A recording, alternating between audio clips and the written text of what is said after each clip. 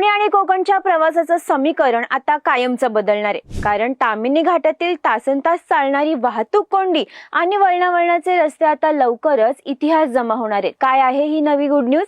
जाणून घेऊयात या व्हिडिओमधून.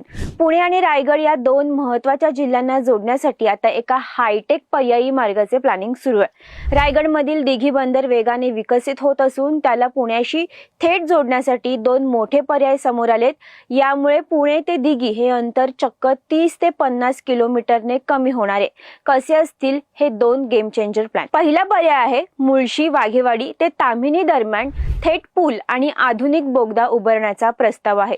दुसरा पर्याय म्हणजे माणगाव, कुंभ, घोळ, पानशेत, पुणे असा हा मार्ग असेल. यामध्ये माणगाव ते कुंभेपर्यंत रस्ता तयार आहे. फक्त 7 किलोमीटरच्या पॅचचे काम होणं बाकी आहे. याचा नेमका फायदा काय? तर सध्या सुट्टीच्या दिवशी ताम्हिणी घाटात पर्यटकांची प्रचंड गर्दी होते. हे नवीन मार्ग तयार झाल्यास दक्षिण कोकणात जाणं सुसाट होईल. तसेच कोकण आणि पश्चिम महाराष्ट्रातील व्यापाऱ्याला मोठी चालना मिळून इंधन आणि वेळ दोन्हीची बचत मोठ्या प्रमाणात होणार आहे.